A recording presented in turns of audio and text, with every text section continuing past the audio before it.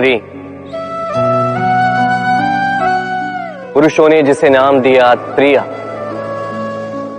क्यों दिया, किसने दिया, किसी को ज्ञात है? मानना यह है कि पुरुष सोचते हैं कि त्रिया सोचती कुछ है, कहती कुछ और है और करती कुछ और ही है। परंतु क्या यही सत्य है?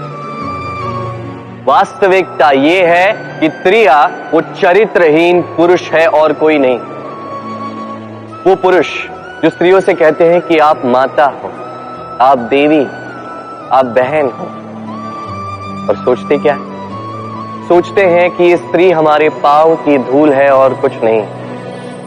और करते क्या है?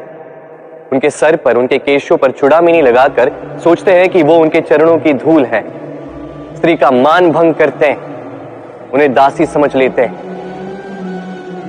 मत भूलिएगा, यत्र नार्यास्तु पूज्यन्ते रमन्ते तत्र देवता, अर्थात जहां नारी की पूजा होती है वही ईश्वर वास करते हैं, और जहां नारी का अपमान होता है वहां ईश्वर और भाग्य दोनों रुष्ट हो जाते हैं। स्मरण रखिए, यदि नारी कल्याणी है तो नारी महाचंडी भी बन सकती।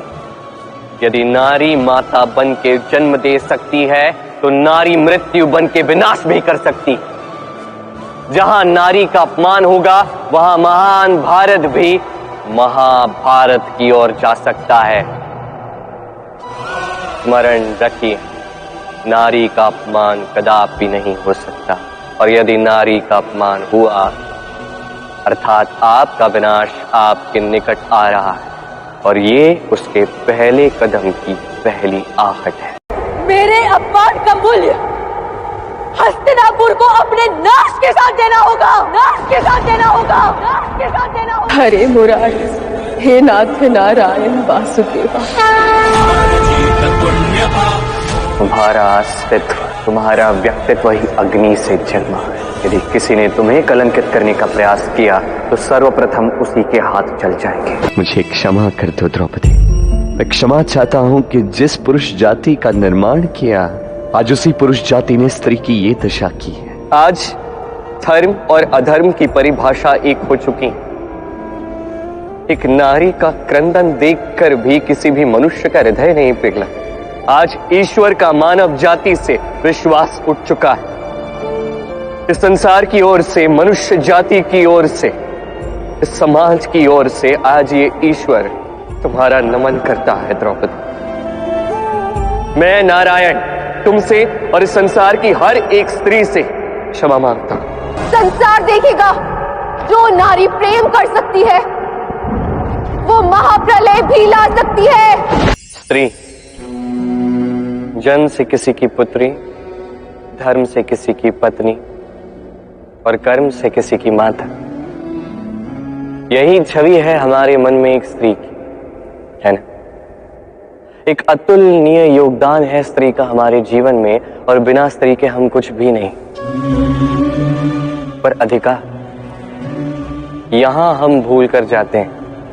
जब स्त्री एक पुत्री होती है, जब जन्म लेती है, उसके अस्तित्व पर अधिकार होता है उसके पिता का। तत्पश्चात जब विवाह हो जाता है तो उसके अस्तित्व पर अधिकार होता है उसके पति का, और जब वो माता बनती है तो स्वयं ही अपने समस्त जीवन का अधिकार अपने संतान को सौंप देती है। परंतु कभी क्या हमने ये सोचा है कि ये जीवन स्त्री का है, ये स्त्री सबका उद्धार कर रही है, उसके जीवन का अधिकार भी तो उसके पास ही होना चाहिए ना। वो स्वयं के जीवन के निर्णय स्वयं ले सकती है, स्वयं अपना भाग्य रच सकती है, और ये करने के लिए हमें स्वयं को बदलना होगा, सोच को बदलना होगा। क्योंकि ये सोच ये आज या कल की नहीं है, ये वर्षों से चलती आ रही है और वर्षों तक चलेगी यदि हमने इसे नहीं बदला।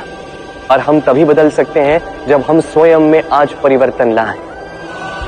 आज के पश्चात, इस क्षण के पश्चात किसी भी स्त्री पर अकारण अधिकार स्थापित करने से पूर्व सहस्त्र बार सोचना, क्योंकि जब स्त्री अपना अधिकार छीनने पर विवश हो जाएगी तब केवल और केवल महाविनाश ही होगा।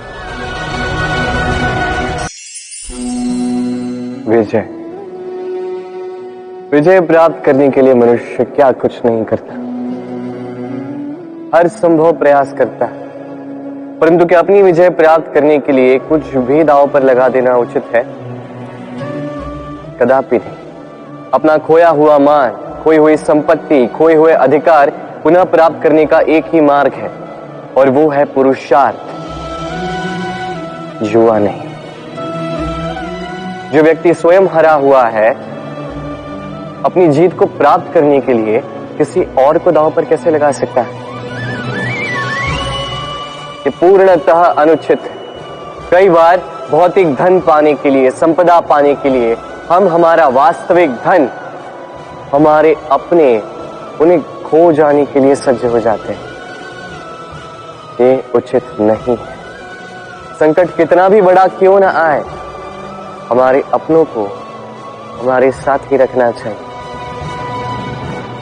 ना कि अपनी विजय के लिए उन्हें दांव पर लगाना चाहिए।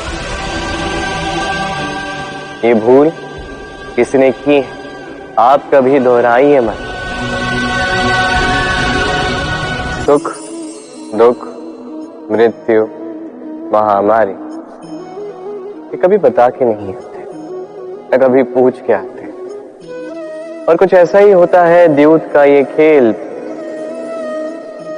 एक कारागार की भांति, एक मकड़ी के जाल की भांति। जैसे एक मकड़ी का जाल एक कीट को अपनी ओर आने के लिए उकसाता है, अपनी चमक से, अपनी बुनावट से, वैसा ही द्यूत का ये खेल मनुष्य को अपने पास आने के लिए उकसाता है। अंत में जाके मनुष्य फंस जाता है। अंतर बस ये है कि जब कीट इस जाल में फंसता है, वो अपने प्राण गंवा देता है। मनुष्य जब द्यूत के इस उकसावे में आता है, वो अपना मान, अपना धन, सब कुछ गंवा देता है, अपना विवेक खो बैठता है। और आप अपना विवेक कभी मत खोइएगा। यदि आपके मन में लालच आ जाए, आप लोलुप हो जाओ, यदि आप द्यूत के इस खेल में प्रवेश कर जाओ, तो बस स्मरण रखना, लौट कर वापस आना लगभग असंभव है। इस विवेक का साथ कभी नहीं छोड़ना, क्योंकि विनाश के आने का पहला संकेत ही विवेक का जाना। इस उकसावे में मत आए और मेरे साथ प्रेम से कहिए, राधे राधे। वरदान और श्राप ये दोनों एक ही सिक्के के दो पहलू हैं। ये वरदान हमें कई कारणों से मिलता है, कभी हमारे परिश्रम के कारण, कभी तपस्या के कारण, कभी हमारे पुरखों के परिश्रम और तपस्या के कारण। परंतु ये वरदान कब तक वरदान ही रहेगा, ये हम निश्चित नहीं करते। ये निश्चित करते हैं केवल हमारे कर्म। यदि आपको उदाहरण दूं, तो किसी रेशम के कीड़े को देखिए, उसे वरदान प्राप्त है कि वो अपनी सुरक्षा के लिए खोल बना सकता है। अब वो उसमें इतना मधांध हो जाता है कि वो एक ऐसा खोल बना देता है जिसमें स्वयं ही गिरता है, दबकर मर जाता है। इसका तात्पर्य क्या है? तात्पर्य सरल है। गर्व करना ठीक है, किंतु अहंकार करना बिल्कुल ठीक नहीं। यदि अहंकार मन में प्रवेश कर गया, तो इस वरदान को श्राप बनने में समय नहीं लगता। और यदि कर्म श्रेष्ठ रहे, तो श्राप भी वरदान बन जाता है। तो आइए श्रेष्ठ कर्म कीजिए और मेरे साथ प्रेम से कहिए, राधे राधे। शब्द ही शून्य, शब्द ही आरंभ, शब्द ही अंत भी, शब्द ही अमर है, शब्द ही भ्रम भी। ये शब्द अत्यंत विशेष है। किसी रोते को हंसा देते हैं, किसी हंसते को रुला देते हैं, किसी के मन में ऊर्जा जागृत करते हैं, तो किसी के मन को कांटा बनकर चुभ जाते हैं।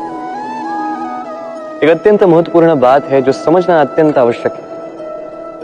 आपका मन, आपका हृदय कितना भी शुद्ध क्यों ना हो, कितना भी पवित्र क्यों ना हो, आपकी विचारधारा कितनी भी स्पष्ट क्यों ना हो, यदि आपकी वाणी पवित्र नहीं, यदि आपके शब्द शुद्ध नहीं, तो ये आपको आपके कर्मफल को भोगने पर विवश कर ही देते हैं।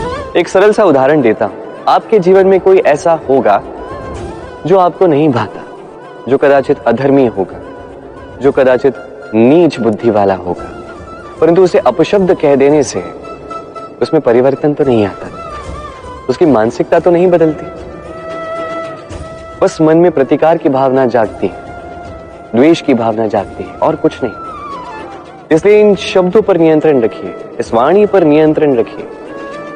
श्रेष्ठ से श्रेष्ठ व्यक्ति को भी सावधान रहना पड़ता है, क्योंकि यदि इन शब्दों का प्रयोग उचित ना हुआ तो आजीवन निःशब्द होकर रह जाते हैं लोग। तो इन शब्दों पर नियंत्रण रखिए, इस वाणी को शुभ रखिए, इसमें प्रेम जागृत करिए और इसे प्रेम के साथ कहिए। राधे राधे।